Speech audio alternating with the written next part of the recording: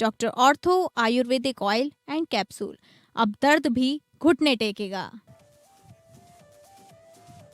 छत्तीसगढ़ राज्य नीति आयोग के नवनियुक्त उपाध्यक्ष गणेश शंकर मिश्रा ने संभाला पदभार। पदभार ग्रहण समारोह में शामिल हुए सीएम विष्णुदेव साय।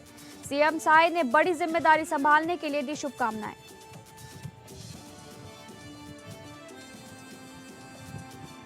चुनावी राज्यों में बड़े बदलाव। बिहार, बंगाल से लेकर तमिलनाडु तक नए राज्यपाल। 9 राज्यों में नए राज्यपाल और उपराज्यपाल नियुक्त।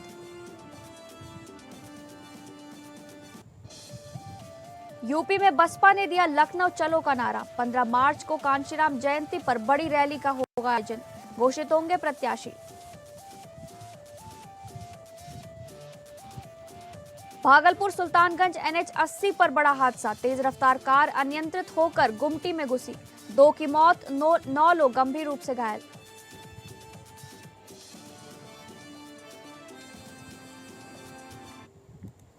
नमस्कार, आप सभी का स्वागत है स्टेट लाइव में। मैं हूं आपके साथ शालिनी राणा।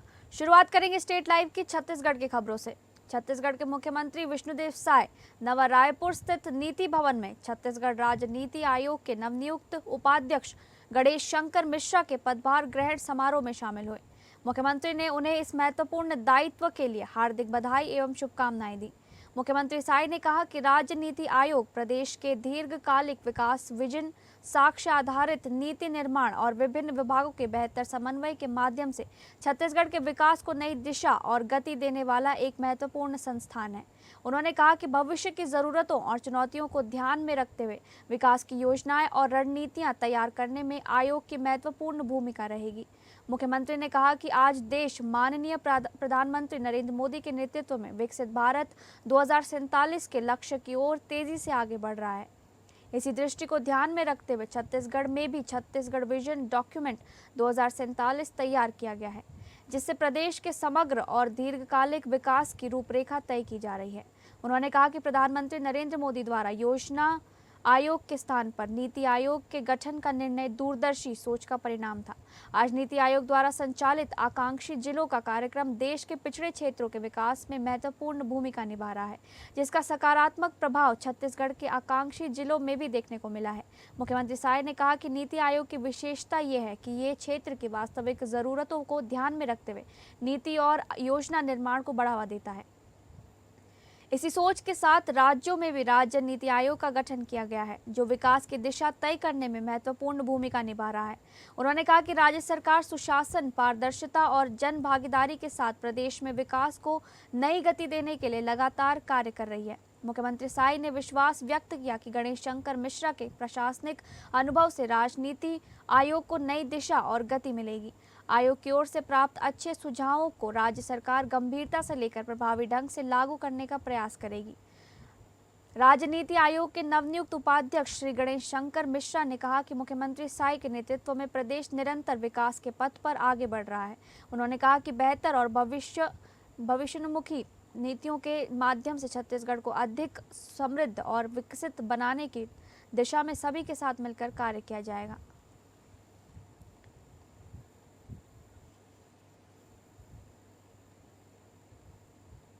छत्तीसगढ़ के उप मुख्यमंत्री अरुण साव असम दौरे पर मुख्यमंत्री हेमंता बिस्वा शर्मा की जन आशीर्वाद यात्रा में शामिल हुए। इस दौरान धेमाजी, जोनाई और सीसी बोरगांव विधानसभा क्षेत्रों में बड़ी संख्या में लोगों की भीड़ उमड़ी। असम के लखीमपुर लोकसभा क्षेत्र के गोगामुख से शुरू हुई इस जन आशीर्वाद यात्रा में जनता का भारी उत्साह देखने को मिला। उप मुख्यमंत्री अरुण साव ने कहा कि जनता का अपार समर्थन बता रहा है कि इस बार भी असम में भाजपा की बड़ी जीत का आशीर्वाद मिलेगा। वहीं मुख्यमंत्री हेमंता बिस्वा शर्मा ने कहा कि जनता का प्रेम और विश्वास ही उनकी सबसे बड़ी ताकत है और अटल, अविचल और अग्रगामी असम का संकल्प जरूर पूरा होगा।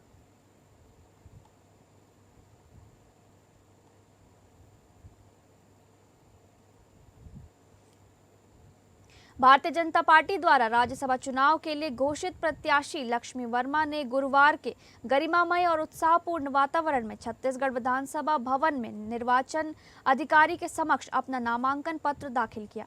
इससे पहले श्रीमती वर्मा ने भाजपा प्रदेश कार्यालय स्थित स्मृति मंदिर पहुंचकर भाजपा के पितृ पुरुषों डॉक्टर श्यामा प्रसाद मुखर्जी, पंडित दीनदयाल उपाध्याय, पूर्व प्रधानमंत्री अटल बिहारी वाजपेयी, राजमाता विजयाराजे सिंधिया तथा कुशाभाऊ ठाकरे की प्रतिमाओं पर पुष्पांजलि अर्पित कर आशीर्वाद लिया। प्रदेश के मुख्यमंत्री विष्णुदेव साय ने नामांकन दाखिले के बाद विश्वास व्यक्त किया कि श्रीमती वर्मा राज्यसभा में छत्तीसगढ़ की सशक्त नारी शक्ति का प्रतिनिधित्व पूरी श्रद्धा, निष्ठा और प्रतिबद्धता के साथ करेंगी। उनका अनुभव, संवेदनशीलता और जनसेवा के प्रति समर्पण उच्च सदन में प्रदेश की आवाज को मजबूती प्रदान करेगा। उनकी ये उम्मीदवारी न केवल राजनीतिक दायित्व है, बल्कि प्रदेश की माताओं, बहनों और बेटियों के आत्मविश्वास, सम्मान और सहभागिता का प्रतीक भी है। श्रीमती वर्मा को प्रत्याशी बनाना भाजपा के महिला सशक्तिकरण के प्रति अटूट प्रतिबद्धता का प्रमाण है।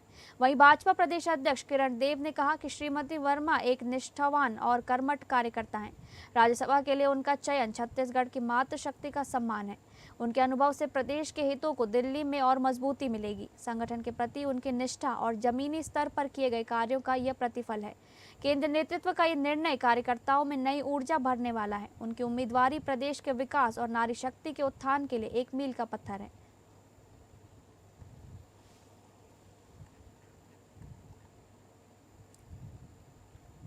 छत्तीसगढ़ से राज्यसभा की रिक्त हो रही सीट के लिए कांग्रेस उम्मीदवार फूलो देवी नेताम ने गुरुवार को अपना नामांकन पत्र दाखिल कर दिया है। नामांकन के दौरान पार्टी के कई वरिष्ठ नेता और विधायक विधानसभा परिसर में मौजूद रहे, जिससे कांग्रेस ने एकजुटता का संदेश देने की कोशिश की। इस अवसर पर विधानसभा में नेता प्रतिपक्ष चरण दास महंत, प्रदेश कांग्रेस अध्यक्ष दीपक बैज, विधायक उमेश पटेल सहित पार्टी के कई जनप्रतिनिधि और पदाधिकारी उपस्थित रहे। नेताओं ने नेताम के समर्थन में एकजुटता जताते हुए उनके फिर से राज्यसभा पहुंचने की उम्मीद जताई। गौरतलब है कि छत्तीसगढ़ से राज्यसभा की 2 सीटें इस समय रिक्त हो रही हैं। इनमें एक सीट वर्तमान सांसद फूलो देवी नेताम की है, जबकि दूसरी सीट वरिष्ठ अधिवक्ता और सांसद केटीएस तुलसी की है। इन दोनों का कार्यकाल 9 अप्रैल को समाप्त होने जा रहा है। राज्यसभा चुनाव को देखते हुए कांग्रेस ने एक बार फिर फूलो देवी नेताम पर भरोसा जताया है और उन्हें दोबारा उम्मीदवार बनाकर मैदान में उतारा है। पार्टी का मानना है कि नेताम के अनुभव और संगठन में सक्रिय भूमिका का लाभ उन्हें चुनाव में मिल सकता है। देखिए, चुनौतियां रहते हैं, लेकिन उस चुनौती का भी समाधान होता है। परिस्थिति के अनुसार कुछ मुद्दे सामने आते हैं। हम विपक्ष में हैं, निश्चित तौर पर उस मुद्दों को लेके हम सामने आते हैं और लड़ाई लड़ते हैं। आप लोगों ने देखा होगा, हमेशा जब भी सदन में बोलने का मौका मिला है मेरे को, तो मैं बराबर भाग ली हूँ और आगे भी लेते रहूँगी। छत्तीसगढ़ के विकास के लिए, छत्तीसगढ़ के प्रगति के लिए हमेशा ये हमारा लक्ष्य रहेगा, उद्देश्य रहेगा कि हम उस समस्या का समाधान करें और मांग। रायगढ़ जिले के खरसिया थाना क्षेत्र के ग्राम परसखोल के सामने आया पुलिस हिरासत में मौत का मामला अब तूल पकड़ता जा रहा है। हत्या के एक मामले में संदिग्ध के रूप में पकड़े गए युवक रमेश चौहान की संदिग्ध परिस्थितियों में मौत के बाद पूरे क्षेत्र में आक्रोश फैल गया। मृतक के परिजनों, समाज और ग्रामीणों ने पुलिस पर 3rd डिग्री टॉर्चर का गंभीर आरोप लगाते हुए न्यायिक जांच की मांग की है। मामले को लेकर चौहान समाज में भी भारी नाराजगी देखी जा रही है। गुरुवार को समाज के हजारों लोग सड़कों पर उतर आए और रैली निकालते हुए धरना प्रदर्शन किया गया। प्रदर्शनकारियों ने खरसिया तहसील मुख्यालय पहुंचकर एसडीओपी कार्यालय और एसडीएम कार्यालय का घेराव किया तथा पुलिस प्रशासन के खिलाफ जमकर नारेबाजी की। मृतक की पत्नी किरण चौहान ने रायपुर स्थित जिला एवं स्तर न्यायालय में प्रार्थना पत्र प्रस्तुत कर आरोप लगाया है कि उनके पति रमेश चौहान को 1 और 2 मार्च 2026 को खरसिया थाना पुलिस ने हिरासत में रखा था। आवेदन में कहा गया है कि इस दौरान पुलिसकर्मियों ने उनके पति के साथ गंभीर मारपीट की, जिससे उनकी हालत बेहद खराब हो गई। किरण चौहान का आरोप है कि मारपीट के कारण उनके पति के पेट, सीने, सिर और पैरों के तलवों पर गंभीर चोटें आई और उनका आधा शरीर लगभग सुन्न हो गया। बाद में पुलिस द्वारा ग्राम पंचायत के सरपंच को फोन कर ये जानकारी दी गई कि रमेश चौहान की तबीयत थाने में अचानक बिगड़ गई है और उन्हें खरसिया अस्पताल में भर्ती कराया गया है। सूचना मिलने पर परिजन और सरपंच अस्पताल पहुंचे, जहां डॉक्टरों ने मरीज की गंभीर स्थिति को देखते हुए तत्काल उन्हें रायगढ़ रेफर करने की सलाह दी। परिजनों का आरोप है कि इसी दौरान पुलिसकर्मियों ने उनसे जबरन सुपुर्दनामा पर हस्ताक्षर करवा लिए और मरीज को अस्पताल में छोड़कर वहां से चले गए। परिवार की आर्थिक स्थिति कमजोर होने के कारण इलाज कराना मुश्किल हो गया। परिजनों ने एक पिकअप वाहन की ट्रॉली में ही घायल रमेश चौहान को बैठाकर एसडीएम कार्यालय पहुंचकर पूरी घटना से अवगत कराया। स्थिति को देखते हुए एसडीएम ने तत्काल मदद करते हुए परिजनों को 5,000 रुपये तथा एक निजी एम्बुलेंस चालक को 2,500 रुपए देकर मरीज को रायगढ़ के सरकारी अस्पताल भेजने की व्यवस्था कराई। रायपुर में कई दिनों तक इलाज चलता रहा, लेकिन हालत में सुधार नहीं हुआ और अंततः 5 मार्च 2026 को उपचार के दौरान रमेश चौहान की मृत्यु हो गई।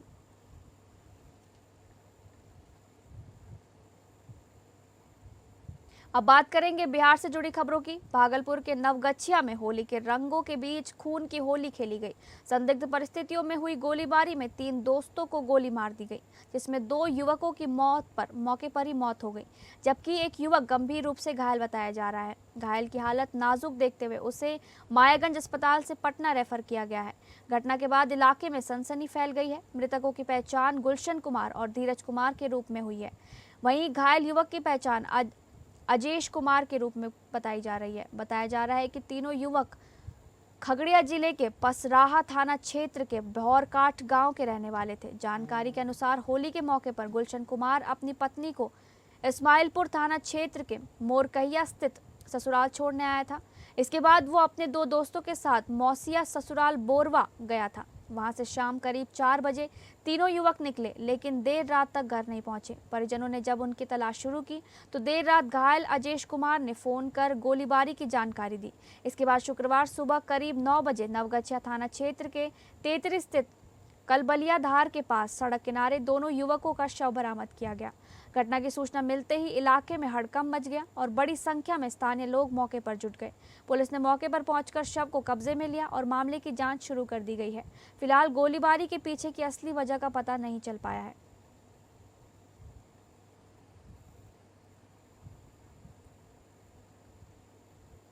भागलपुर के सुल्तानगंज में रफ्तार का कहर देखने को मिला है। NH 80 पर दिलगौरी मोड़ के पास तेज रफ्तार एक कार अनियंत्रित होकर सड़क किनारे गुमटी में जा घुसी।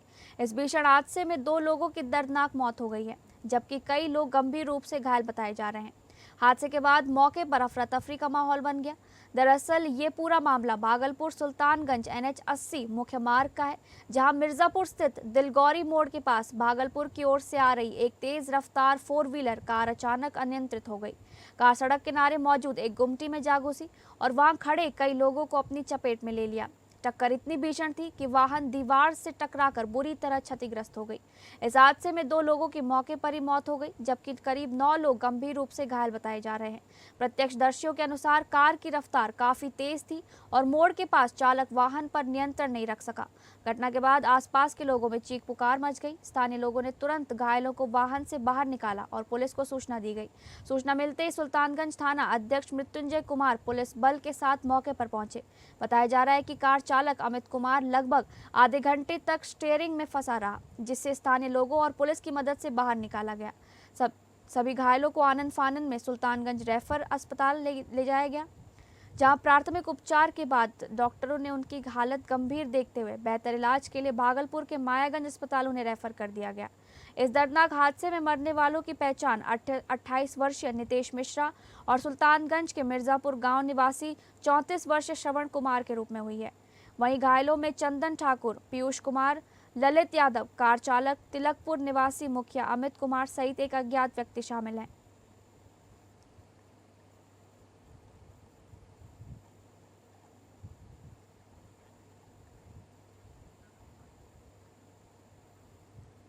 अब बात करेंगे झारखंड से जुड़ी खबरों की। खाड़ी देशों में सुरक्षा संकट के बीच दुबई में फंसे झारखंड के 60 व्यवसायी आखिरकार गुरुवार को सकुशल अपने घर रांची लौट आए हैं। जानकारी के अनुसार 24 फरवरी को व्यापारिक दौरे पर गए इस दल को बीते महीने 28 फरवरी को ही दुबई से वापस लौटना था, लेकिन पिछले दिनों ईरान और इजरायल के बीच तनावपूर्ण स्थिति होने के बाद आबू धाबी समेत बाकी खाड़ी देशों में भी युद्ध जैसे हालात बने, जिसके चलते वहां के सभी एयरपोर्ट बंद कर दिए गए थे, जिससे वो सभी व्यापारी वहां फंस गए थे।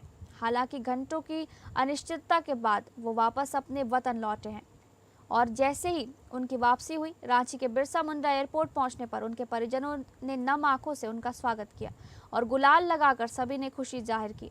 बहरहाल यात्रियों की सुरक्षित वापसी पर राहत जताते हुए परिजनों ने सरकार का शुक्रिया अदा किया है।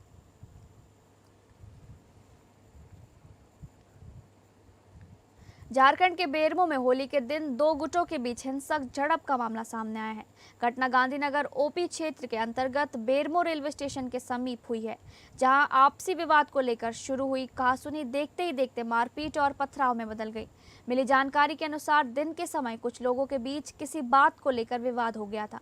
धीरे धीरे विवाद बढ़ता गया और दोनों पक्ष आमने सामने आ गए। प्रत्यक्षदर्शियों के अनुसार इस दौरान जमकर मारपीट के साथ पथराव भी हुआ, जिससे कई लोग घायल हो गए और कुछ लोगों के सिर भी फट गए।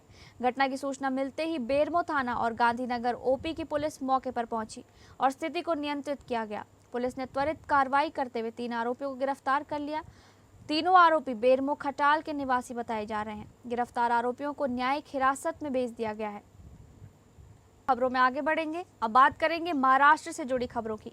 पनवेल महानगर पालिका की पहली ही महासभा में आज सत्ता पक्ष और विपक्ष के बीच जोरदार हंगामा देखने को मिला। सदन की कार्यवाही शुरू होते ही विपक्षी सदस्यों ने नारेबाजी करते हुए सभागृह में प्रवेश किया, जिससे माहौल गर्म हो गया। विपक्ष ने नियमों के अनुसार सदन नहीं चलने का आरोप लगाया। विपक्ष के सदस्य अरविंद महात्रे ने सीधे महापौर पर आरोप लगाते हुए विपक्ष के नेता और सभागृह नेता के चयन का मुद्दा उठाया। इस पर महापौर ने स्पष्ट किया कि आज की बैठक में विपक्ष के नेता और सभागृह के नेता का चयन नहीं किया जाएगा। उन्होंने ये भी कहा कि आज की बैठक में केवल विषय पत्रिका के 3 ही मुद्दों पर चर्चा की जाएगी। इस दौरान बैठक शुरू होने से पहले विपक्षी सदस्यों ने डीबी पाटिल का नाम देने की मांग को लेकर नारेबाजी की। कुछ सदस्यों ने अपने शरीर पर बैनर पहनकर विरोध दर्ज कराया। इसी बीच अरविंद महात्रे ने यह भी कहा कि महापौर और आयुक्त के खिलाफ उच्च न्यायालय में याचिका दाखिल की गई है, क्योंकि उनके अनुसार सभागृह की कार्यवाही नियमों के अनुसार नहीं चलाई जा रही है। उन्होंने इस मामले में नियमों के अनुसार निर्णय लेने की मांग की। इस पर महापौर ने कहा कि सदन की कार्यवाही पूरी तरह नियमों के अनुसार ही चल रही है। साथ ही उन्होंने तंज कसते हुए कहा कि अरविंद महात्रे शायद किसी और ही नियमों की किताब के अनुसार बात कर रहे हैं। इस घटनाओं के कारण पनवेल महानगर पालिका की पहली ही महासभा हंगामे के बीच संपन्न हुई और सत्ता पक्ष तथा विपक्ष के बीच टकराव खुलकर सामने आया।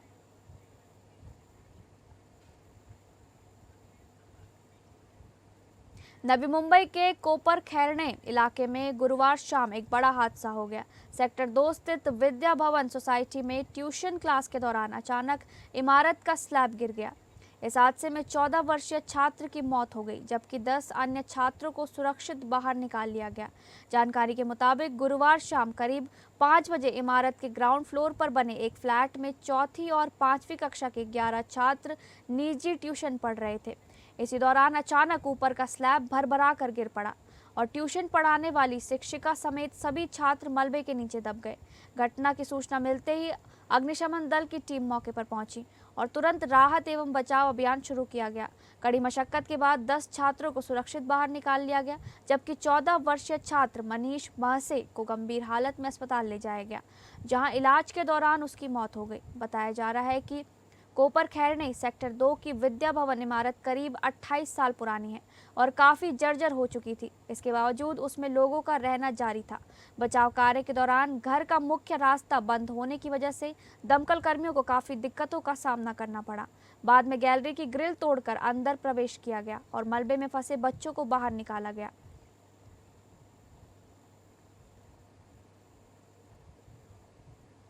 अब बात करेंगे यूपी से जुड़ी खबर की। बसपा के संस्थापक कांशीराम की 15 मार्च को 92वें जयंती के अवसर पर राजधानी में पार्टी कार्यकर्ताओं और समर्थकों का जमावड़ा होगा। बसपा ने कांशीराम जयंती को धूमधाम से मनाने के लिए लखनऊ चलो का आह्वान किया है। इस अवसर पर लखनऊ और नोएडा में विशेष आयोजन होगा। राजधानी में यह आयोजन पुरानी जेल रोड स्थित कांशीराम स्मारक स्थल पर होगा। पार्टी कांशीराम जयंती पर होने वाले कार्यक्रमों की रूपरेखा को अंतिम रूप दे रही है। राजधानी में होने वाले कार्यक्रम में 12 मंडलों के कार्यकर्ता एवं समर्थक आएंगे, जबकि नोएडा में 6 मंडल के लोग हिस्सा लेंगे। बसपा सुप्रीमो मायावती राजधानी में होने वाले कार्यक्रम को संबोधित भी कर सकती हैं। हालांकि अभी इस बात की अंतिम फैसला नहीं किया गया है। वहीं दूसरी ओर पार्टी के केंद्रीय संयोजक आकाश आनंद भी 15 मार्च को राजस्थान के भरतपुर में विशाल रैली को संबोधित करेंगे। कांशीराम की जयंती पर बसपा सुप्रीमो कार्यकर्ताओं और समर्थकों को आगामी विधानसभा चुनाव को लेकर अहम संदेश देंगी।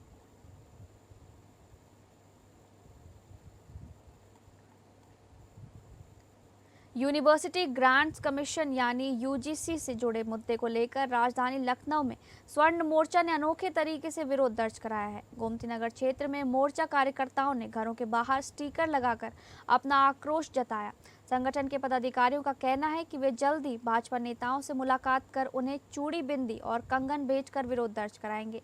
स्वर्ण मोर्चा के कार्यकर्ताओं ने गोमती नगर के कई इलाकों के घरों में बाहर संगठन के स्टिकर लगाए। इन स्टिकरों के जरिए यूजीसी के मुद्दे पर अपनी नाराजगी जाहिर की गई। मोर्चा पदाधिकारियों का कहना है कि यह अभियान लोगों को जागरूक करने और अपनी मांगों को सरकार तक पहुंचाने के उद्देश्य से चलाया जा रहा है। मोर्चा के पदाधिकारियों ने बताया कि वे जल्द ही भाजपा के स्थानीय और क्षेत्रीय नेताओं से मुलाकात करेंगे। इस दौरान उन्हें चूड़ी, बिंदी और कंगन भेजकर प्रतीकात्मक विरोध दर्ज कराया जाएगा। संगठन का कहना है कि यह विरोध पूरी तरह शांतिपूर्ण और लोकतांत्रिक तरीके से किया जाएगा।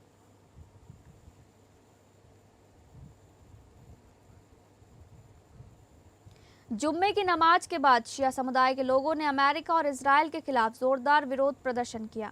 मुसाफिर खाना कोतवाली क्षेत्र अंतर्गत भनौली गांव के जामा मस्जिद के सामने हुआ प्रदर्शन के दौरान नारेबाजी करते हुए पश्चिम एशिया में हो रहे घटनाओं को लेकर मुस्लिम समुदाय के लोगों ने गहरा रोष जताया। इस दौरान कई लोगों ने कहा कि निर्दोष लोगों पर हो रहे हमलों को किसी भी हाल में बर्दाश्त नहीं किया जा सकता। प्रदर्शन को देखते हुए स्थानीय प्रशासन और पुलिस भी सतर्क रही और इलाके में सुरक्षा व्यवस्था बनाए रखी गई।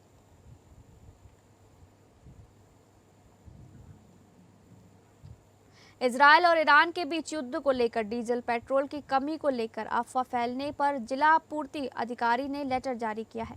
जिला पूर्ति अधिकारी ने लेटर में साफ लिखा कि अफवाहों पर ध्यान न दें। इसके साथ ही पेट्रोल पंप के संचालकों को भी निर्देशित किया गया कि कोई भी व्यक्ति अगर ड्रम और डब्बा में तेल मांगे तो साफ मना करें। गैस को लेकर भी साफ किया गया कि जिस तरह से बुकिंग के अनुसार गैस दिया जा रहा था उसी तरह से ही गैस वितरण ऐसे न कर कार्रवाई की जाएगी।